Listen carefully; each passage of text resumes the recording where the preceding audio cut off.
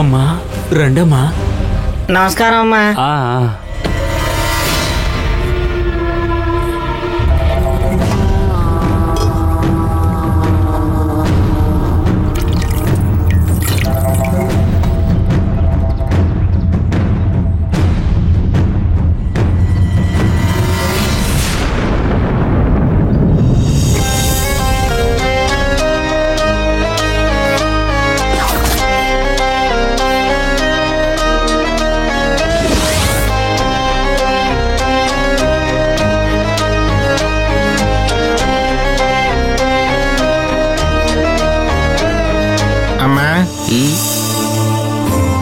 మీరు కడుతున్న పోతురాజు గుడి పనులన్నీ మీరు అనుకున్నట్టే జరుగుతున్నాయా అమ్మా?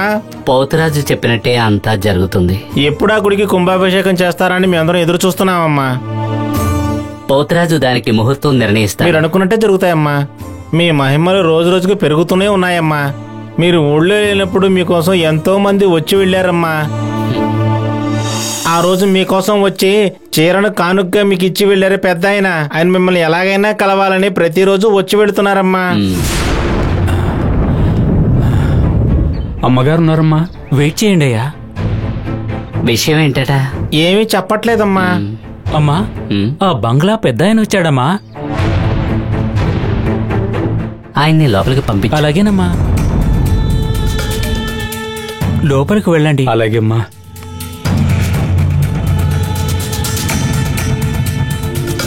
అమ్మా మీరే నా పాలిట దేవతమ్మా. చూడండి, మీరు వయసులో పెద్దవారు, నా కాళ్ళ మీద పడకూడదు. దేవుడికి దండం పెట్టడంలో తప్పే ఉందమ్మా. నా జీవితంలో ఎందరో ఎన్నో చెప్పారు, కానీ మీరు చెప్పినట్టు ఎవరూ చెప్పలేదమ్మా. ఈ లోకంలో మీకు మీరే సాటమ్మా.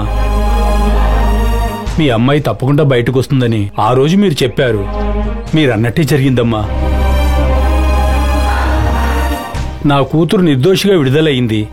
ఇప్పుడు మీ ఆశీర్వాదంతో తాను భర్తతో కలిసి హనీమూన్కి వెళ్ళింది. నాకు చాలా సంతోషంగా ఉంది. నా కూతురు జీవితంలో వెలుగు తెచ్చిన మీకు ఏదైనా సమర్పించుకోవాలని ఆశపడుతున్నానమ్మా. అపార్థం చేసుకోకుండా ఏం కావాలో అడగండమ్మా. పెద్ద ఆయన, అమ్మగారి గురించి మీకు సరిగ్గా తెలీదు. అమ్మగారు ఎవరి దగ్గర ఏమీ ఆశించి చెయ్యరు. ఎవరైనా ఆవిడ దగ్గర నుంచి తీసుకోవాల్సిందే. ఎవ్వరూ ఆవిడికి ఏమీ ఇవ్వలేరు. నిండు కుండలో నీళ్లు పోయడం కుదరదని నాకు తెలుసమ్మా. కానీ నా తృప్తి కోసం చెయ్యాలనుకుంటున్నా. దయచేసి వద్దనుకుండా ఏం కావాలో అడగండమ్మా. మీకు నేనేమైనా సమర్పించుకునే తీరాలి. ఏమీ వద్దని నన్ను కష్టపెట్టకండమ్మా. నా నుండి మీరేదైనా తీసుకునే తీరాలి. అడగండమ్మా. డబ్బో బంగారమో నా శక్తికి మించినది అడిగినా సరే ఇవ్వడానికి నేను సిద్ధంగా ఉన్నానమ్మా. ఏం కావాలో అడగండమ్మా. నాకేమీ వద్దు. పోతురాజుకి ఏం కావాలో అడిగి చెప్తాను. అలాగేమ్మా.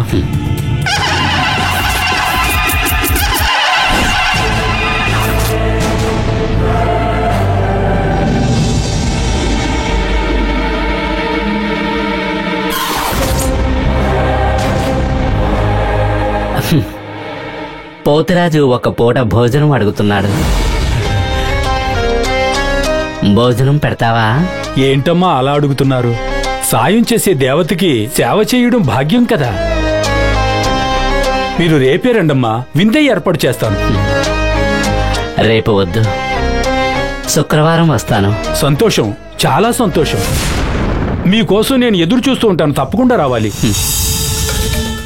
మేమెప్పుడూ మాటకి కట్టుబడి ఉంటాం. వెళ్ళిరా.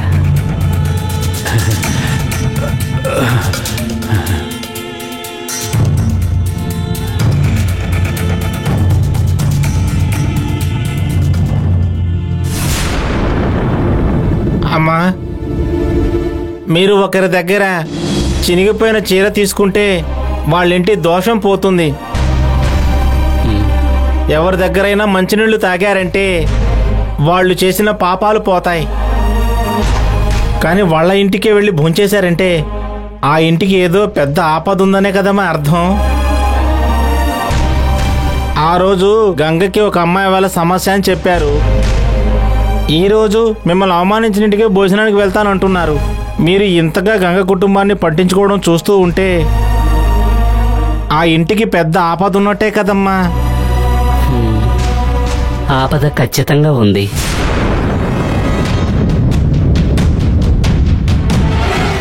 కూతురు బయటికి రావడంతో అతను చాలా సంతోషంగా ఉన్నాడు. కానీ తను ఎప్పుడు బయటకు వస్తుందా అని సమస్య కూడా ఎదురు చూస్తోంది. భర్త కుటుంబం కోసం త్యాగం చేసిన గంగ నిప్పుల గుండంలో ఈదుతున్నట్టు సమస్యను ఎదుర్కోవాల్సి ఉంటుంది. హరిశ్చంద్రుడి కాలం నాటి కష్టపడిన చంద్రమతి కంటే, సత్యవంతుడి కోసం పోరాడిన సావిత్రి కంటే, అగ్ని పరీక్ష ఎదుర్కొన్న సీతాదేవి కంటే గంగ ఎన్నో కష్టాలను అనుభవించాల్సి ఉంటుంది. న్యాయం జరిగిన చోట గంగ ఉందని మీరు ఆ రోజే చెప్పారు. ఒక అమ్మాయికి ఇన్ని సమస్యలు ఉన్నాయని తెలిసాక చాలా బాధగా ఉందమ్మా. కానీ విధిరాత అలా ఉంటే దాన్ని మార్చడం ఎవరి వల్ల అవుతుందమ్మా? పోతురాజు వల్లే అవుతుంది.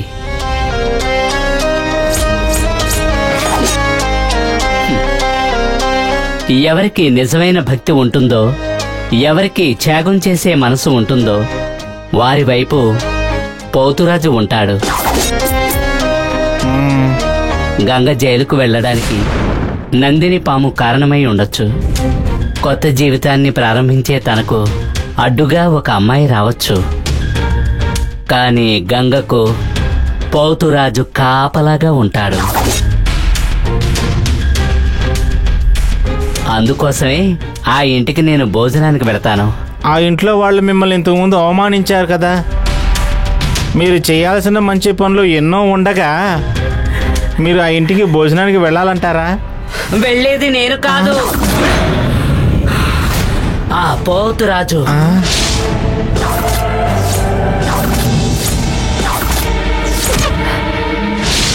వీర ఖడ్గాన్ని కలిగినవాడు, నిత్య పూజలు అందుకునేవాడు, మొహంలో రౌద్రం కలిగినవాడు,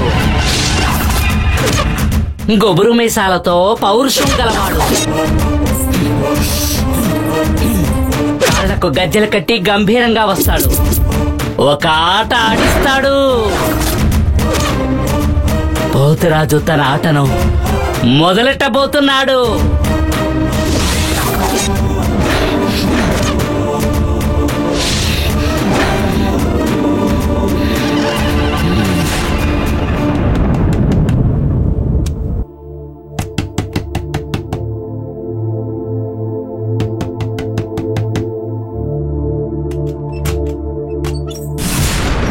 సీత, నువ్వా? రా రా రా. ఏమైంది? రా కూర్చో.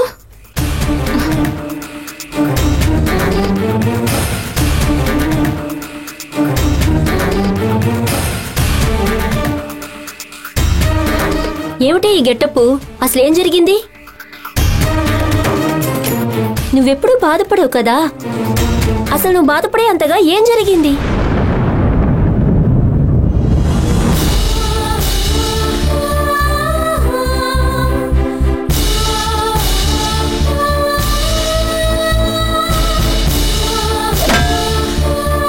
ఈ లోకంలో తప్పు చేసిన వాళ్ళని కాపాడడానికి ఒకరిని మించి ఒకరు పోటీలు పడుతూ మరీ కాపాడుతున్నారు.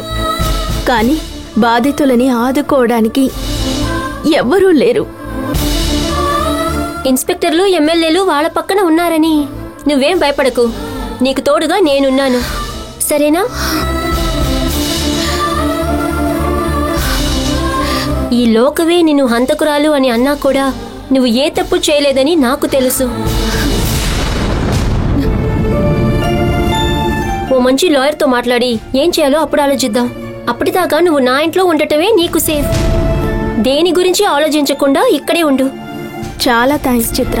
ఫ్రెండ్స్ మధ్యలో ఎందుకీ థ్యాంక్స్లన్నీ?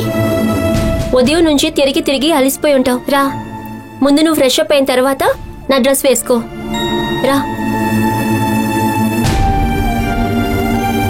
ఈలోగా నేను టిఫిన్ రెడీ చేస్తాను, నువ్వు స్నానం చేసిరా. కృష్ణవేణి, కృష్ణవేణి, కృష్ణవేణి. వస్తున్నానండి. ఏంటండి ఇంత సంతోషంగా ఉన్నారు? ముందు స్వీట్ తీసుకో. స్వీట్ ఇస్తున్నారు, విషయం ఏంటో చెప్పలేదే. మన చక్ర ట్రావెల్స్ ఇంకా బ్రహ్మాండంగా డెవలప్ అవబోతుంది. అలాగా? ఎలా అండి? కేరళలో ఒక ట్రావెల్స్ అమ్మకానికి వచ్చింది. 20 బళ్ళని అలాగే అమ్మేస్తున్నారు. ఆ ఓనర్ కి ఏదో మల్టీ బిజినెస్ లా ఉంది. చాలా తక్కువ రేటుకి అమ్మేస్తున్నాడు. ఎందుకో తెలియదు, కానీ మనకి కరెక్ట్ టైం. ఇప్పుడు కొనేస్తే 5 + 20 25 కార్లు మన ట్రావెల్స్ డెవలప్ అయిపోద్ది. చాలా సంతోషంగా ఉందండి. నేను ఆ పార్టీ దగ్గరికి వెళ్ళి మాట్లాడాలి. బట్టలు సర్దుంచు, త్వరగా వెళ్ళు. ఏయ్, ఏంటి ఆలోచిస్తున్నావు? బట్టలు సర్దిల్లు. మీకు తెలుసు కదా, కేరళలో మా తమ్ముడున్నాడు. ఓ, తను కూడా ఇప్పుడు పని సరిగ్గా లేదని చెప్పాడు. మీరే ఏదైనా. అర్థమైంది. నేను బళ్ళు కొని ఇక్కడ రిజిస్ట్రేషన్ చేయించి ఇక్కడే నడుపుదాం అనుకున్నా. ఒక పని చేస్తే బాగుంటుంది. ఈ 20 బళ్ళని 2 భాగాలు చేద్దాం. 10 కార్లు ఇక్కడ, 10 కార్లు కేరళలో ఉంచుదాం. కేరళ బ్రాంచ్ ని వాడు చూసుకుంటాడు. హ్యాపీయా? మొహం ఎమ్మట వెలిగిపోతుంది. హ్యాపీనండి. ఆ తర్వాత తమిళనాడు, కర్ణాటక, మహారాష్ట్ర అని అన్ని చోట్ల చక్ర ట్రావెల్స్ బ్రాంచెస్ ఓపెన్ చేసేద్దాం. అలాగే, వెంటనే ఓపెన్ చేద్దామండి. నేను ఇప్పుడే వెళ్ళి లగేజ్ ప్యాక్ చేస్తాను. వెళ్ళి త్వరగా సర్దు.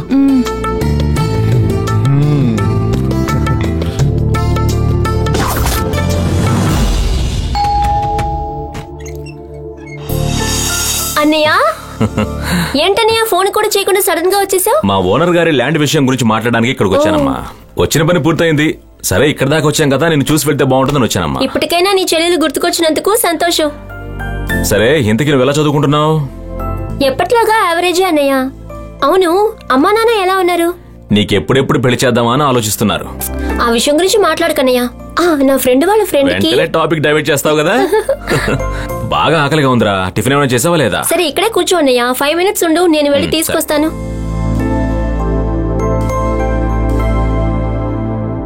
కృష్ణా జిల్లాలో దారుణం చోటు చేసుకుంది. ఈపురు మండలంలో కారుణ్య నిర్వాహకులు సదాశివుడు అనబడే ఎస్ఎస్ఆర్ హత్యకు గురయ్యారు. ఎస్ఎస్ఆర్ ని కారుణ్యాలయంలో ఉన్న సీత అనే యువతి కత్తితో పొడిచి ప్రాణాలు తీసింది. సమాజ సేవ చేస్తూ ప్రజల మనస్సులో స్థానం సంపాదించిన ఎస్ఎస్ఆర్ హత్యకు గురయ్యారన్న సమాచారం ఆ ప్రాంత ప్రజలను విస్మయానికి గురిచేసింది. కాగా హత్య చేసిన అనంతరం సీత పరారైంది. హత్య ఘటనపై కేసును నమోదు చేసుకున్న పోలీసులు నిందితురాలు సీత కోసం గాలింపు చర్యలు ప్రారంభించారు. బంగాళాఖాతంలో ఏర్పడిన అల్పపీడనం. అన్నయ్య, టిఫిన్ రెడీ అయింది, రానియా తిందు.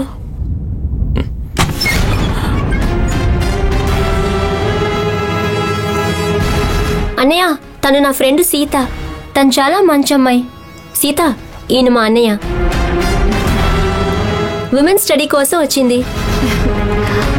మా అన్నయ్య ఎప్పుడూ ఇక్కడికి రాడు. నువ్వు వచ్చిన టైం ఏంటో కానీ మా అన్నయ్య కూడా వచ్చాడు. హత్య చేసిన అనంతరం సీత పరారైంది. రా సీత, టిఫిన్ రెడీ అయింది, అందరూ కలిసి తిందాం. వద్దు, మీరు తినండి, నేను లోపలుంటాను. రా అన్నయ్య, టిఫిన్ చేద్దాం. టిఫిన్ విషయం పక్కన పెట్టు. చాలా మంచి అమ్మాని చెప్పావు. ఎలా హత్య చేసేంతగానా? తను ఎవరో పెద్ద మనిషిని హత్య చేసి పారిపోయి వచ్చిందని ఇప్పుడే న్యూస్ లో చెప్తున్నారు. అన్నయ్య, అది తప్పుడు న్యూస్ అన్నయ్య. సీతకి ఆ హత్యకి ఎటువంటి సంబంధం లేదు. సంబంధం ఉందో లేదో తను హంతకురాలని తేలింది. పోలీసులు వెతుకుతున్న హంతకురాలికి నువ్వు చోటివ్వడం చట్టరీత్యా నేరం. అందుకని ఒక అమాయకురాల్ని అలాగే వదిలేయగలవా? ఈ విషయంలో తనకి నువ్వేం చేయగలవు? నా వల్ల ఏంది చేస్తానన్నయ్య. తన నా ఫ్రెండ్ అన్నయ్య. నీకు కావాలంటే నీ ఫ్రెండ్ ముఖ్యం కావచ్చు, కానీ నాకు నా చెల్లెలే ముఖ్యం. ఇప్పుడే నేను పోలీసులకు ఫోన్ చేస్తాను. తన ఇక్కడే ఉందని ఇన్ఫర్మేషన్ ఇస్తాను. అన్నయ్య ప్లీజ్ అన్నయ్య. అన్నయ్య వద్దన్నయ్య. అన్నయ్య చిత్ర నా మాట విను. అన్నయ్య అన్నయ్య ప్లీజ్ అన్నయ్య. అన్నయ్య వద్దు ప్లీజ్. చిత్ర చిత్ర తలుపు తీయ్. చిత్ర తలుపు తీస్తావా లేదా? చిత్ర తలుపు తీయ్. మర్యాదగా తలుపు తీయ్. నా మాట విని మర్యాదగా తలుపు తీయ్.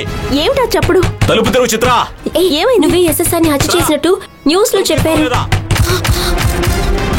మా అన్నయ్య నువ్వు ఇక్కడ ఉండటం చూసి పోలీసులకి ఫోన్ చేస్తానని చెప్తున్నాడు. మర్యాదగా తలుపు తీయ్, లేకపోతే తలుపు బద్దలు కొట్టేస్తాను. చిత్ర. అమ్మాయిలకున్న ధైర్యం కూడా అబ్బాయిలకి లేకుండా పోయింది. చిత్ర, నువ్వు నాతో పాటు ఉండటం నీకు సేఫ్ గా ఉంటుంది అనుకున్నాను.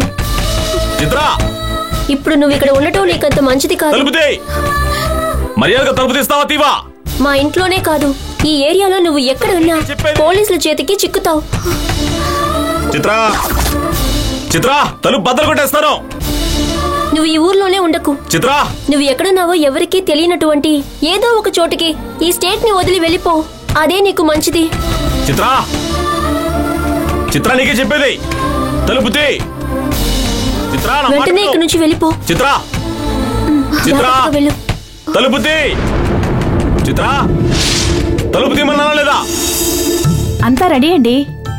ఏయ్, నేను అక్కడ ఉండబోయేది వారం రోజులే కదే.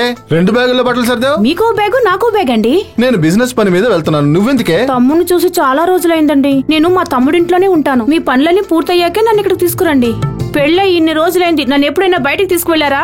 సరే సరే, పాట పాడకు, పద వెళ్దాం. ఒక్క నిమిషం ఉండండి, నేను దేవుడికి దండం పెట్టుకుని వస్తాను. అయ్యో, ఇది దీని చేదస్తాం.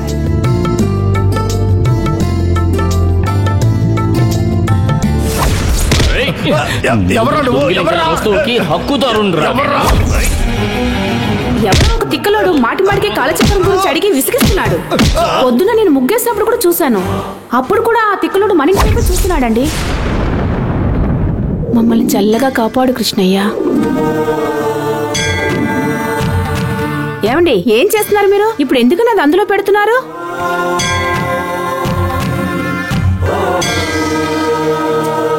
అంతా సేఫ్టీకే, పద.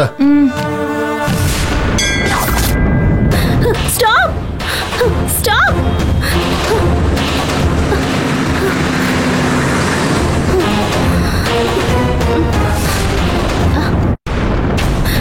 ఆపండి. Stop.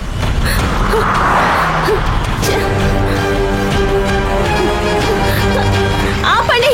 Stop stop stop please.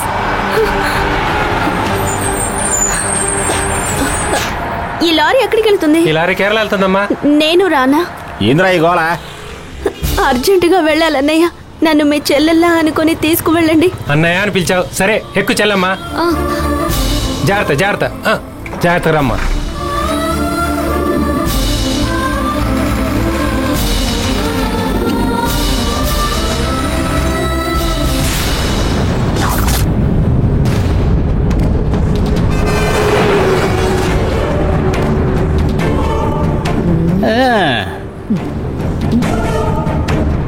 ఏ పనికి వెళ్లాలన్నా ముగ్గురు వెళ్ళకూడదని పెద్దవాళ్ళంటారు. నేను చెప్పినా వినకుండా ఇతన్నెందుకు మనతో తీసుకొస్తున్నా అనవసరంగా? నీ దగ్గరే అన్ని శక్తులు ఉన్నాయి కదా, ఇతనెందుకు తోకలాగా నీ వెంటే రావాలి? నా మాట విని వీణ్ణిక్కడే దింపేద్దాం. నేను కూడా అదేనండి చెబుతున్నాను. మీరు చెయ్యబోయే ఆ కుట్రకి అనవసరంగా నేనెందుకు బలి కావాలండి? మీరు నన్ను ఇక్కడే దింపేశారనుకోండి, నేను అలాగే ఎస్కేప్ అయ్యి మా సొంత ఊరికి పారిపోతాను. నీకు అక్కడేం పనుంది నీలకంఠం? ఇంతకు ముందే నాకు బంగ్లాలో ఒక పని అప్పగించారు. దానివల్ల 3 నెలల పాటు మన కులదైవం గుళ్ళో పడుకోవలసి వచ్చింది. ఇప్పుడే నేను కాస్త కోలుకున్నాను. మళ్ళీ నాకు ఇంకో పని అప్పగించి నన్ను ఏకంగా పైకే పంపేసేలా ఉన్నారే. వీడు భయపడ్డం చూస్తూ ఉంటే ఇక్కడే పాస్ పోసేటట్టున్నాడు. మీరు చెప్పేది నిజమేనమ్మా, ఇప్పటికే బోర్డర్ దాటేసింది. భైరవి, జాలేస్తోంది. ఇతను వదిలేద్దాం. వదిలిపెట్టలేను. మనం వేసిన పథకం నెరవేరే వరకు నీలకంఠం నీడలాగా నా వెంటే ఉండాలి. ఏమండి, ఆవిడ నన్ను తన నీడ నీడ అంటూ చివరికి సెంటర్ జైలుకి పంపించేసేలా ఉన్నారే. ఏంటి వాగుతున్నావు? అదేం లేదమ్మా, నేను శ్రీ ఆంజనేయం, ప్రసన్నాంజనేయం, ప్రభాదివ్యకాయం, ప్రకీర్తి పదాత్రం, భజే వాయుపుత్రం, భజే వాళ్ళగాత్రం అని ఆంజనేయ దండకం చదువుకుంటున్నానమ్మా. జరగబోయేది కూడా ఓ విధంగా సూర సంహారమే. ఏంటి వాగుతున్నావు? అదేం లేదమ్మా, నేను శ్రీ ఆంజనేయం, ప్రసన్నాంజనేయం, ప్రభాదివ్యకాయం, ప్రకీర్తి పదాత్రం, భజే వాయుపుత్రం, భజే వాళ్ళగాత్రం అని ఆంజనేయ దండకం చదువుకుంటున్నానమ్మా. జరగబోయేది కూడా ఓ విధంగా సూర సంహారమే. నువ్వు అలాగే దండకం వల్లిస్తూరా, నాకు విజయం లభిస్తుంది. నీకు విజయం లభిస్తుందమ్మా, కానీ నాకు ఊరి శిక్ష యావజ్జీవ శిక్ష పడుతుంది. ఊరుకోవయ్యా. ఓరి భగవంతుడా, నన్ను ఆ అనకొండ బారిన పడకుండా ఎలాగైనా క్షేమంగా ఇంటికి చేరేలా చెయ్యి తండ్రి. నీకు వెండి సర్పాన్ని కనుక ఇస్తాను. తీ తీ. డ్రైవర్ ఏమైంది? ఏమో తెలీదమ్మా, ఉన్నట్టుండి ఆఫ్ అయిపోయింది. ప్రాబ్లం ఏంటో చూసి వస్తాను. త్వరగా చూడు. అయ్యో, ఈ కారు స్టార్ట్ అవ్వకూడదు, కేరళకు వెళ్ళనే కూడదు. ఒకవేళ స్టార్ట్ అయినా రివర్స్ లో వెళ్ళిపోవాలి. అవును. నీ నోటితో ఏమన్నా జరిగేలా ఉంది.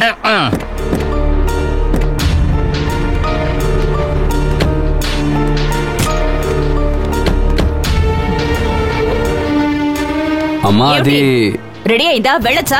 అమ్మా కాస్త ఆగండి అమ్మా. విషయం ఏంటంటే కారు బెల్ట్ కట్ అయిపోయింది. కంపెనీ వాళ్ళకి ఒక ఫోన్ చేసి వస్తానమ్మా. వాడి ఇష్టానికి ఏమిటి వాడు ఇలా అంటున్నాడు? వాడెప్పుడు బెల్ట్ మారుస్తాడు, మనం ఎప్పుడు వెళ్తాం? అవును భైరవి, ఏదో అపశకునంలా ఉంది. మనం మళ్ళీ తిరిగి వెనక్కి వెళ్ళిపోదామా? శ్రీయాంజనేయం ప్రసన్నాంజనేయం ప్రభాదివేకాయం ప్రగీతం. సార్ ఇంజిన్ బెల్ట్ కట్ అయిపోయింది, హైవేలో ఆగిపోయింది. మీరు రావడానికి ఎంతసేపు పడుతుంది సార్? ఏంటి 5 గంటలా? సార్ కస్టమర్లు గొడవ పెడుతున్నారు సార్. లేడీస్ అందరూ ఉన్నారు, హైవేలో ఆగిపోయాను. ఇప్పుడు ఏం చేయాలి sir? Okay sir, okay sir, అలాగే సార్, నేను వాళ్ళతో చెప్తాను సార్. బుధవారం, గురువారం, శుక్రవారం, శనివారం అయ్యప్ప కంపెనీ వాళ్ళతో మాట్లాడాను. కంపెనీ నుంచి వేరే కార్ రావడానికి ఇంకా 5-6 గంటలు పడుతుందటమ్మా. ఏం చేద్దామమ్మా? ఓయ్, ఏం చేద్దామని నన్ను అడుగుతున్నావా? నడ్ రోడ్ మీద ఎలాగే అంతసేపు మేము వెయిట్ చేసేది కదా. లాంగ్ గా వెళ్తున్నాం తెలుసు కదా. మంచి కారు తీసుకొచ్చి చావచ్చుగా. ఈ డబ్బా కారుని తీసుకొచ్చి ఇలా మా ప్రాణాలు తీస్తున్నావే. కొంచెమైనా బుద్ధుందా నీకు? ఏమనుకుంటున్నావు అసలు? ఇలా చూడు, నీకు నా సంగతి.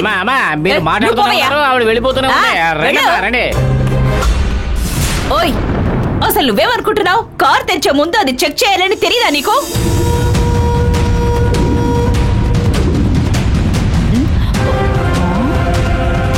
ఏమండే, నేను అంటున్నాను తప్పుగా అనుకోకండి. మనం బయలుదేరి కొంచెం దూరం వచ్చాం, అంతలోనే మనకి అడ్డంకి ఏర్పడింది. మనం తిరిగి వెనక్కి వెళ్ళిపోతే మంచిది కదమ్మా. మనం వెళ్ళి తీరాలి.